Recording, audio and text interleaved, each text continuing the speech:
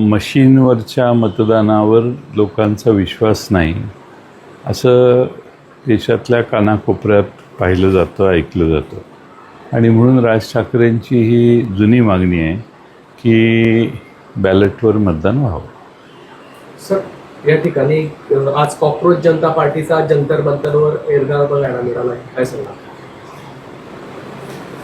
सगळ्या देशातले तरुण एकत्रित येत आहेत असं दिसतंय आणि परीक्षा पारदर्शीपणानं व्हाव्यात आणि परीक्षेमध्ये कुठेही वेगळा जो प्रकार पेपर लीक आणि बाकीच्या गोष्टीचा झाला तो होऊ नये ही मागणी त्यांनी हातात घेतलेली दिसते.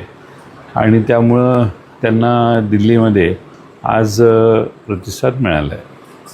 याच्यावरूनच फडणवीस म्हटलेले आहे की अराजकतावादी मनसुबे उघड झालेले. फडणवीसांनी या आंदोलनावर टीका केली. तर एक तरुण अमेरिकेहून आला, त्याने आंदोलन केलं. त्याला काही लोक नुसत्या सोशल मीडियाच्या संदेशावरून एकत्रित येऊन पाठिंबा द्यायला लागली. मला वाटतं की लोकभावना आहे आणि त्या बाबतीत सरकारने देखील तेवढी गांभीर्याने दखल घेतली. ते तुमच्या ज्या काही त्रुटी आहेत व्यवस्थेच्या त्या सुधारायचा आग्रह करत आहेत. ते काही तुमचं सरकार बदला म्हणून आज म्हणत नाही आहे.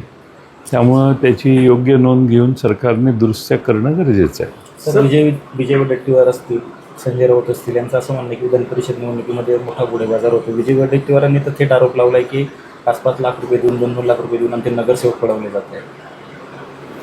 काय की विधान परिषदेच्या या निवडणुका हात वर करून पाहिजेत. त्या गुप्त मतदानानं ठेवल्यामुळे अनेक फायदे झालेले आहेत आणि त्यामुळे हात वर करून मतदान होणं जास्त गरजेचं आहे. सर, सध्या विधान परिषदेची निवडणूक चालू आहे, मात्र जळगाव आणि नाशिक खूप मोठं चर्चेत आलेलं चित्र पाहायला मिळतं आहे. गिरीश महाजनांना कुठंतरी बंडखोरीवर अपयश मिळतं आहे, बंडखोरी जे उमेदवार आहे त्याच्यावरती, आणि युतीमध्येच रसिक हेच पाहायला मिळतं आहे. नाही, आता सगळं मिटलं असं मी ऐकलं. आणि अनिल चौधरी आणखीन एक कोणतरी तुमच्याकडे आपल्या उमेदवारीवर ठाम आहे. ज्या प्रकारे नाशिकमध्ये गीते या ठिकाणी त्यांनी पाठिंबा दिला नाहीये, तर त्यांचं असं म्हणणं आहे रेश्मा काळेंचं की गीते यांनी जर शिवसेनेच्या उमेदवारांना पाठिंबा दिला तर भारतीय जनता पार्टीच्या उमेदवाराला आम्ही इकडे पाठिंबा देऊ. त्या निवडणूक लढण्यावर ठाम आहेत. अजून कुठेही ते प्रकरण मिटलेलं नाहीये. त्याकरता गिरीश महाजन यांना दिल्लीला जावं लागतं तातडीने. बघतील, ते काहीतरी करतील. शेवटी सत्ता असल्यामुळे तुला हे देतो असं करून मिठवामिठी होऊन